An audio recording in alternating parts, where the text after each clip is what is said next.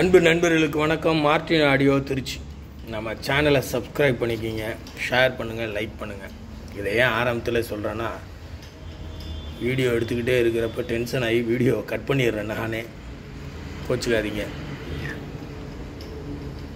அன்பு நண்பர்களே, இது பார்த்திங்கன்னா கார் ஆடியோ பேனல் நம்ம ரெடியாக பண்ணி கொடுத்துட்ருக்கோம். அது என்ன தெரியும், 50 பேனல், 100 பேனல், 500 பேனல். இப்போது சமீபமாக ஒரு 500 பேனல் ஒரே ஆள் நார்த்துலேருந்து கொடுத்தாங்க.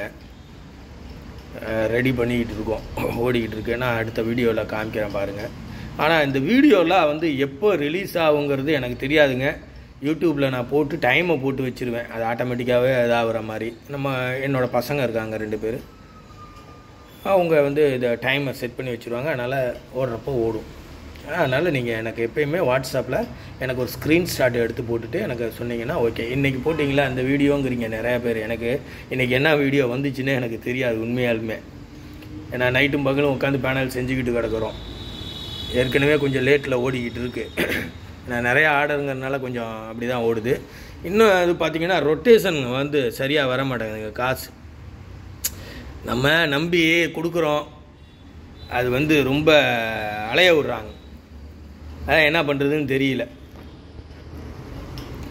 ரொம்ப அலைய விட்றாங்க நம்மளை. பார்த்திங்கன்னா வெளியிலேயே பார்த்திங்கன்னா கிட்டத்தட்ட 2 ரூபா பக்கம் நெருங்கி வெளியிலேயே எனக்கு அமௌண்ட் வர வேண்டியது இருக்குது. அதனால் ரொட்டேஷன் எல்லாத்துக்கும் ஒருத்தர் மாற்றுறாருன்னா நம்ம இன்னொருத்தருக்கு வாக்கு கொடுக்குறது அப்படியே மாறிக்கிட்டே இருக்குது. வாக்கு மாறுது, ஏன்னா அவங்களோட சூழ்நிலை. அண்ணே சாயங்காலம் வந்துடுண்ணே அப்படின்னு சொல்கிறாங்க. நம்ம என்ன பண்ணுவோம், அடுத்தவங்களுக்கு அண்ணே நான் நாளைக்கு நான் உங்களுக்கு நான் கொடுத்துட்றேனே அப்படிங்கிறோம். அப்படிங்கிறப்ப ரொட்டேஷன் மாறுது. அவருக்கு ஏதோ ஒரு காரணத்தினால வரமாட்டேங்குது அமௌண்ட்டு, நமக்கும் தடைப்படுது. இது போல் செயின் லிங்க் மாதிரி போய்கிட்டே இருக்குது. நான் என்ன சொல்ல வரேன்னு கேட்டிங்கன்னா, இந்த பேனல் பாருங்கள். இந்த பேனலு இப்போ நம்ம 5 mm திக்னஸுக்கு கொடுக்குறோம். இந்த பேனலோட வேலையை மட்டும் பாருங்கள்.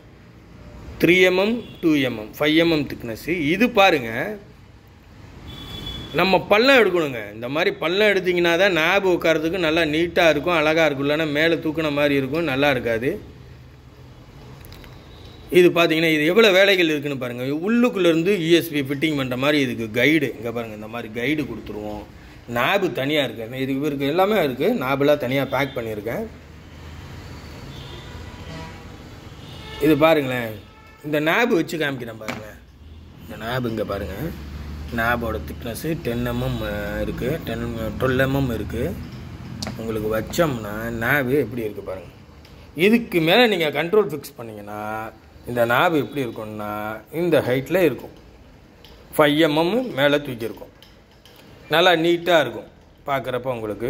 அந்த மாதிரி தான் நாங்கள் இந்த பேனல்லாம் ரெடி பண்ணிக்கிட்டு இருக்கோம். இந்த பேனலில் வேலைகள் பாருங்கள். ஏன்னா ரேட்டு சில பேர் ரொம்ப கம்மி பண்ணுறீங்க, இந்த மாதிரி கிடைக்குமா அப்படின்னு.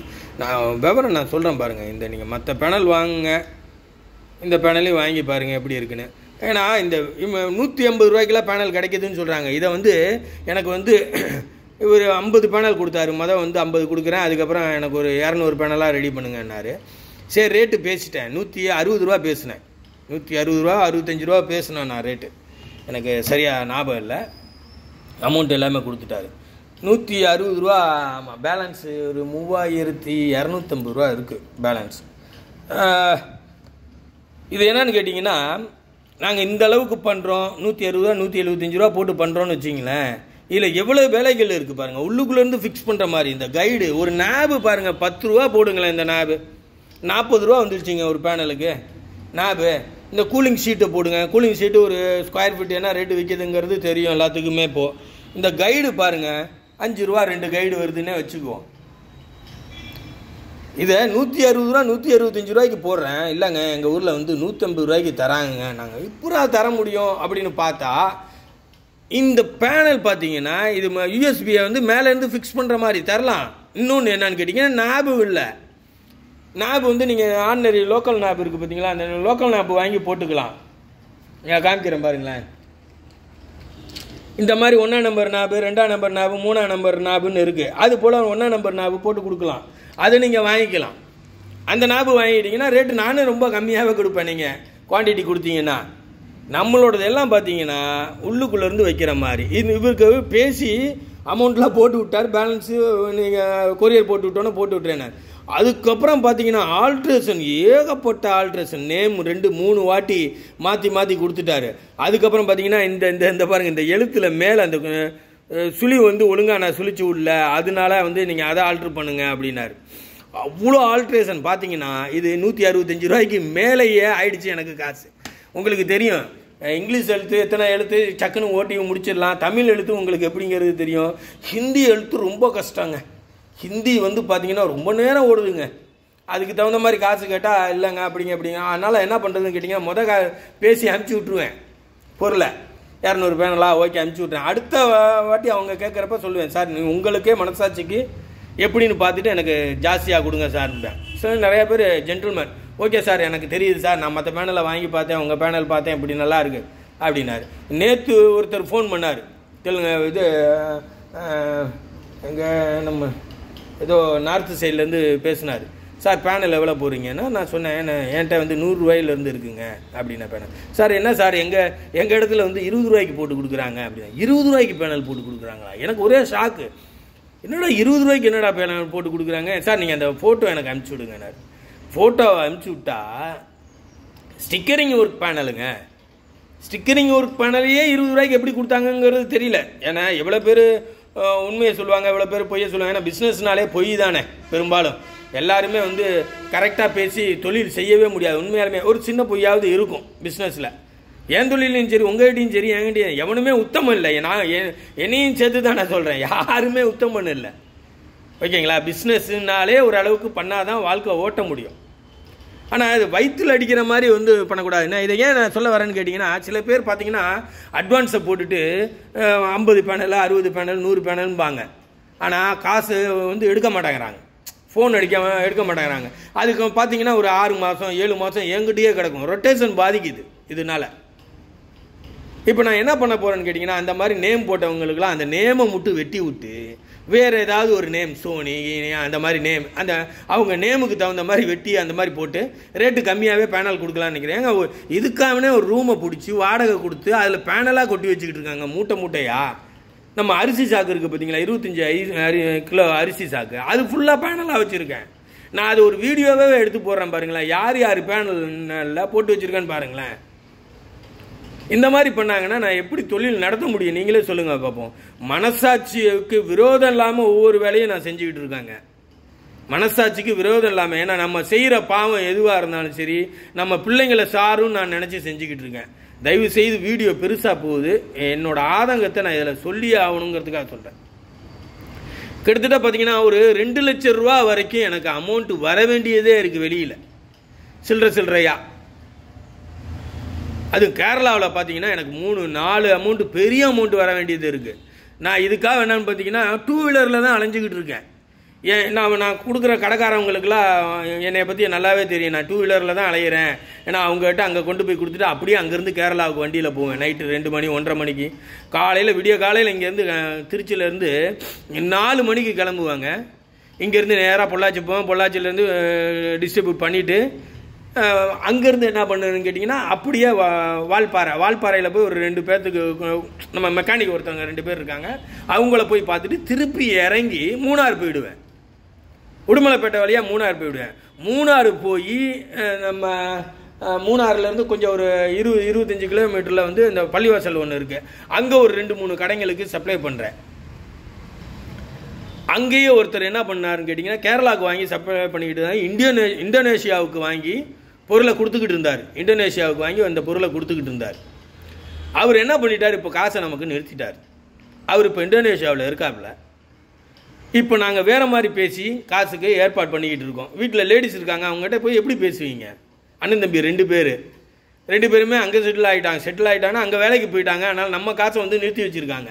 இதுக்காக நான் அலைன்னு அலைஞ்சிக்கிட்டு கிடக்கிறேன். இதை நம்ம ஒரு பெருசாக்கி, இந்த ஒரு விஷயத்தை பெருசாக்கி சொன்னோம்னா அவங்களுக்கும் அலைச்சல், எனக்கும் அலைச்சல், பயங்கர அலைச்சல் தான். இப்போயே வந்து பார்த்தீங்கன்னா வைக்கல வச்சுக்கிட்டு தான் நான் பேசிக்கிட்டு இருக்கேன். அவங்க ஒரு சைடில் வைக்கல் வச்சுருக்காங்க, நான் ஒரு சைடில் வைக்கல் வச்சுருக்கேன். அந்த மாதிரி தான் நம்ம பேசி காசு, ஏன்னா பேசி காசை வாங்கினா தாங்க இந்த காலத்தில் முடியும், இல்லைன்னா முடியாதுங்க. நம்மளும் போய் ஸ்டேஷனில் போய் கம்ப்ளைண்ட் பண்ணுறோம், அவங்களும் ஸ்டேஷனில் போய் கம்ப்ளைண்ட்னா இது போட்டு இழுத்துக்கிட்டு போய்கிட்டே இருக்கும்.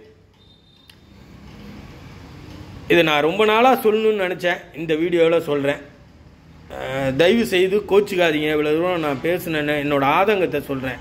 ஏன்னா என் தரப்பில் உள்ள இதை நான் சொன்னால் தானே தெரியும். மற்றவங்க 1000 பேசலாம்.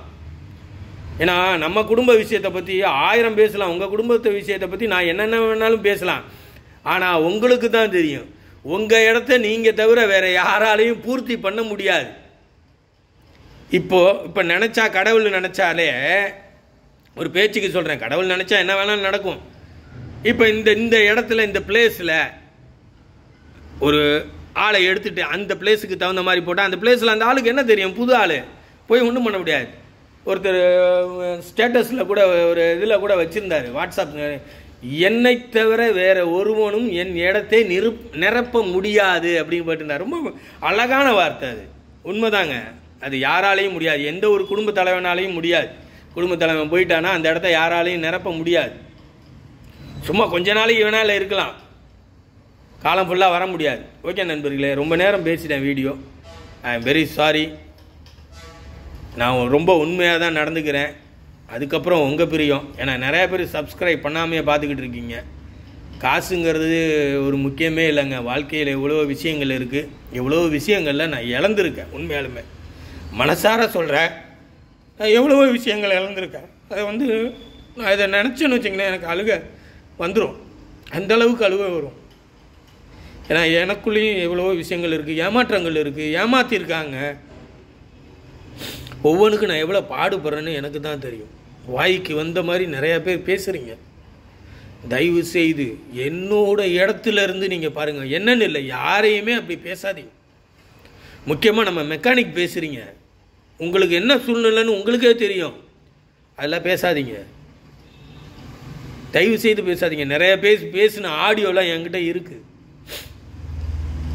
நீங்கள் பேசின ஆடியோ என்கிட்ட இருக்குது.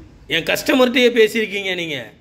அந்த ஆடியோலாம் என்கிட்ட இருக்குது. தயவு செய்து நான் சொல்கிறேன், என்னோடய சூழ்நிலை வேறு. நான் யாரையும் ஏமாற்றணும்னு இந்த தொழிலுக்கு வரல. யாரையும் ஏமாற்றணும்னு எங்கள் அப்பா அம்மா எனக்கு கற்றுக் கொடுக்கல. எனக்கு 2 பசங்க இருக்காங்க, எனக்கு 2 பிள்ளைங்க இருக்காங்க. அவங்கள தான் சாரும் நான் எந்த ஒரு தப்பு செஞ்சாலும். அதனால் என் காரணத்தை கொண்டு நான் தப்பு செய்யவே மாட்டேன்.